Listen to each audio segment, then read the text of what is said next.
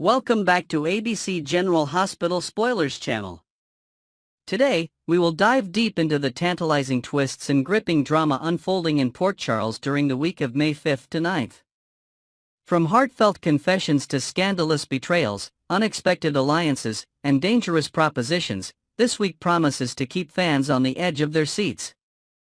Let's explore the intricate web of relationships, hidden motives, and shocking revelations that are set to shake up the lives of our favorite characters. Christina's emotional journey with Lucky and Alexis.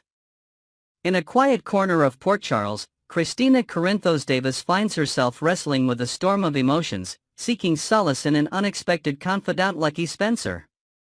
Their bond, forged through shared hardships, takes center stage as Christina pours her heart out about her tumultuous relationship with her mother, Alexis Davis.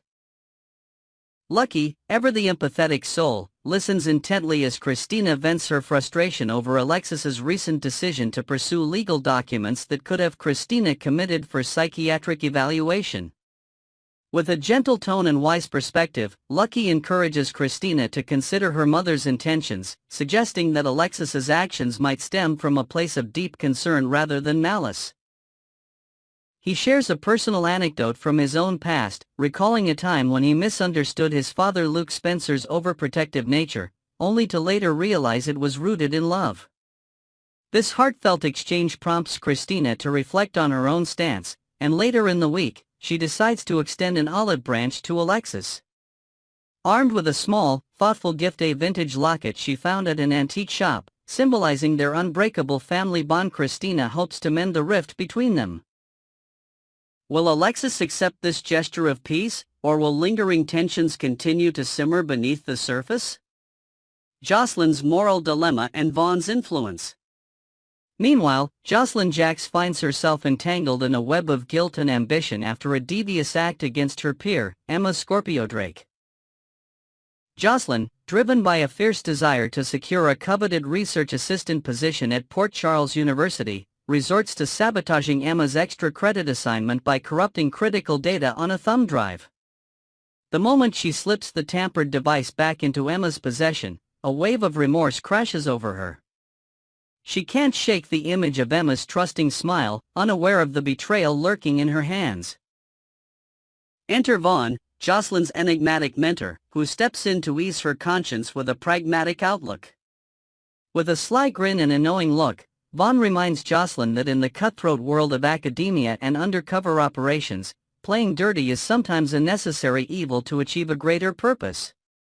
He predicts that Emma's inevitable failure to deliver on the assignment will cost her the assistant position, leaving the door wide open for Jocelyn to claim the prize.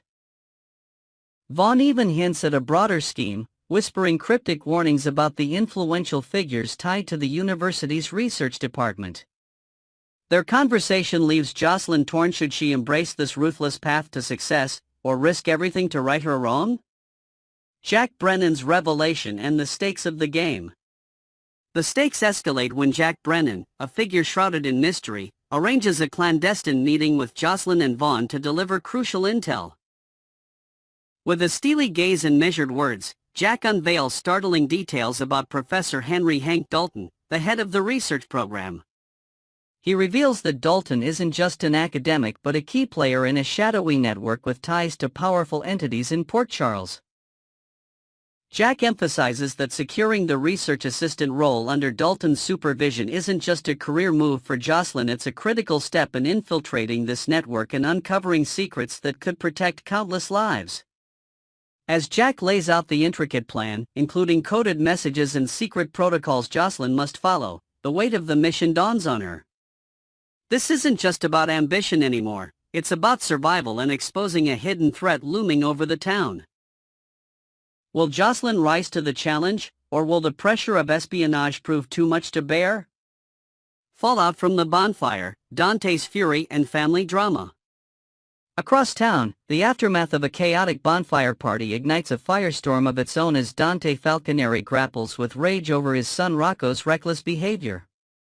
Rocco, caught in a drunken escapade alongside friends, becomes the center of a heated confrontation. Dante, a man who prides himself on discipline and responsibility, is livid not just at Rocco, but at everyone who played a role in enabling the night's debauchery. Suspicion falls on Giovanni Gio Palmieri, Rocco's close friend, whose involvement might land him in serious legal trouble. Rumors swirl that Gio could face arrest, a devastating blow that threatens to derail his music scholarship at PCU, a dream he's fought tirelessly to achieve. In a desperate bid to salvage the situation, Lois Cerullo, Joe's protective grandmother, pleads with Dante to show mercy. Her voice trembles as she recounts Joe's struggles and aspirations, painting a picture of a young man who made a mistake but deserves a second chance. Meanwhile, Danny Morgan faces his own reckoning when Jason Morgan dishes out stern consequences for his part in the chaos. Will Dante soften his stance, or will the repercussions of the bonfire leave lasting scars on these young lives? Nina's missteps in Portia's dangerous game. Elsewhere, Nina Reeves is drowning in disappointment as her carefully laid plans to drive a wedge between Willow Tate and Drew Kane backfire spectacularly. Nina had orchestrated a scheme involving the mysterious Jacinda to paint Drew as a villain in Willow's eyes, but the revelation of ketamine in Drew's system flips the narrative. Willow, steadfast in her loyalty, sees Drew as a victim rather than a perpetrator, leaving Nina reeling. Unbeknownst to many, the ketamine ties back to Portia Robinson, who had coerced Brad Cooper into stealing the drug for her own nefarious purposes. Brad, ever the opportunist, uncovers Drew's predicament and pieces together Portia's involvement. Seizing the chance to break free from her control, Brad confronts Portia with thinly veiled threats, demanding autonomy from her manipulative orders. In a moment of bold defiance, Brad contemplates a life-altering decision, perhaps aligning himself with the notorious Selena Wu, a move that could either liberate him or drag him deeper into Port Charles's underbelly. As tensions mount, Portia scrambles to gauge how much Willow knows, probing her with calculated questions while Drew grows suspicious of Tracy Quartermain's potential role in framing him. Tracy, however, feigns shock at the accusations, her poker face leaving everyone guessing. Confrontations, alliances, and tempting offers. In another corner of town, Willow crosses paths with Sasha Gilmore Corbin, and their encounter erupts into a fiery clash. Old grudges and buried secrets fuel their argument, with harsh words cutting deeper than either expected. Meanwhile, Brooklyn Quartermain and Harrison Chase seek guidance from Alexis Davis as they navigate the complex journey of adoption. Their meeting is filled with hope but also uncertainty, as Alexis offers legal advice tinged with personal stories of family struggles, reminding them of the emotional roller coaster ahead. Finally, the enigmatic Jen Sidwell enters the scene with a seductive offer that dangles like forbidden fruit before an unsuspecting character. Sidwell's reputation for chaos precedes him, and this proposition, whether it involves money, power, or something far more sinister, promises to unleash a wave of trouble that could ripple through Port Charles for weeks to come. Next, we will uncover the electrifying buzz surrounding a potential bombshell return to Port Charles that has fans abuzz with excitement. A seemingly casual behind-the-scenes snapshot has ignited a firestorm of speculation about the reappearance of a notorious character thought long gone. Join us as we delve into the tantalizing possibility of Jessica Tuck's return as the scheming Cassandra Pierce, exploring new twists, invented connections, and the dramatic ripples her comeback could send through the town. A snapshot sparks wild speculation. The General Hospital fandom was sent into a frenzy when Chris McKenna, the actor behind the enigmatic Jack Brennan, shared a nostalgic photo on social media. The image captured a joyful reunion between McKenna and Jessica Tuck, taken right on the iconic ABC General Hospital set. McKenna's caption radiated warmth, stating, "I can't express how delightful it was to unexpectedly bump into the Jess Tuck today on set. My long-lost big sister from #OLTL #Megan #Joey #BTS. This charming nod to their shared history on One Life to Live, where McKenna portrayed young Joey Buchanan from 1990 to 1993 and Tuck played his older sister Megan Gordon from 1988 to 2012, added a layer of sentimentality to the post. Tuck's portrayal of Megan earned her a well-deserved Daytime Emmy nomination for Outstanding Lead Actress in a Drama Series in 1992, a testament to her captivating presence on screen. But it's not their past roles that have fans buzzing, it's the implication of Tuck's presence on the GH set. Could this signal the dramatic return of Cassandra Pierce, the cunning femme fatale who left an indelible mark on Port Charles between 2017 and 2019? Social media platforms are alight with theories, as viewers ponder whether this snapshot is a mere coincidence or a subtle teaser of chaos to come. Cassandra Pierce, a villain presumed dead. For those who may need a refresher, Cassandra Pierce, brought to life with chilling charisma by Jessica Tuck, was a master manipulator who thrived on danger during her stint on General Hospital. A seductive drug dealer with a penchant for deception, Cassandra wove a web of intrigue that ensnared many of Port Charles's key players. Her reign of terror seemed to meet a fiery end in 2019 when a bomb, orchestrated by her former lover Valentine Cassadine, detonated on the boat she was aboard. The explosion was believed to have claimed her life, yet, as any seasoned soap opera aficionado knows, death is rarely permanent in this genre. The absence of a confirmed body has long fueled speculation that Cassandra might have outsmarted fate once again. Perhaps she swam to safety under the cover of night, biding her time in the shadows of some remote island hideout, plotting her next move. With Valentine now confined to a high-security prison, stripped of his former power, the timing couldn't be more perfect for Cassandra to resurface. Fans are imagining a daring rescue mission where she uses her unparalleled knack for evasion to breach the prison walls, aiming to free her ex-flame. But will her motives be driven by lingering love, or is there a darker agenda at play? A romance rekindled or a rivalrous showdown? If Cassandra does indeed return to Port Charles with her sights set on Valentine, the path to rekindling their once passionate romance won't be without obstacles. Enter Anna Devane, a formidable force who has her own complicated history with Valentine. Anna, known for her fierce determination and unyielding moral compass, would likely view Cassandra's reappearance as a direct threat not just to Valentine, but to the fragile stability of Port Charles itself. Imagine a tense confrontation in a dimly lit diner on the outskirts of town, where Anna locks eyes with Cassandra across a crowded room, each woman sizing up the other with a mix of suspicion and disdain. Cassandra might flash her signature sly smirk, dropping cryptic hints about unfinished business with Valentine, while Anna counters with a steely warning to stay away. This potential love triangle could explode into a battle of wits and wills, with Valentine caught in the crossfire. Will Cassandra's charm win him back, or will Anna's steadfast loyalty prove stronger? Beyond romance, Cassandra's return would undoubtedly unearth old grudges, as her list of enemies stretches far and wide across town, each with a score to settle. Unpacking Cassandra's dark legacy in Port Charles. Cassandra Pierce was never one to shy away from diabolical schemes, and her past crimes in Port Charles paint a picture of a woman who thrived on chaos. One of her most chilling acts was the temporary kidnapping of Charlotte Cassadine, an unforgivable transgression that provoked Valentine to orchestrate the fatal boat explosion. The memory of that ordeal still haunts the Cassadine family, and Jack Brennan, with his own insider knowledge of such betrayals, would attest that such actions don't fade easily from memory. Adding to her rap sheet, Cassandra once tampered with a grapefruit Sasha Corbin was eating during a vacation on sunny Corinthos' private island, lacing it with bird flu in a ruthless attempt to manipulate events to her advantage. At the time, Sasha and Michael Corinthos were blissfully unaware of the danger lurking in their tropical getaway, only to later uncover the sinister plot.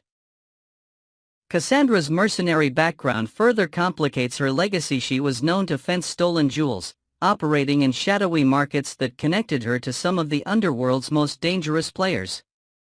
Her reappearance could drag these buried secrets back to the surface, forcing Sasha, Michael, and others to confront the lingering scars of her deceit. New connections, a potential link to Jen Sidwell. As if Cassandra's return wouldn't stir enough trouble on its own, let's consider a newly imagined alliance that could amplify her impact tenfold. What if Cassandra's past as a jewel-fencing mercenary tied her to none other than Jen Sidwell, the enigmatic and dangerous figure recently introduced in Port Charles? Picture this.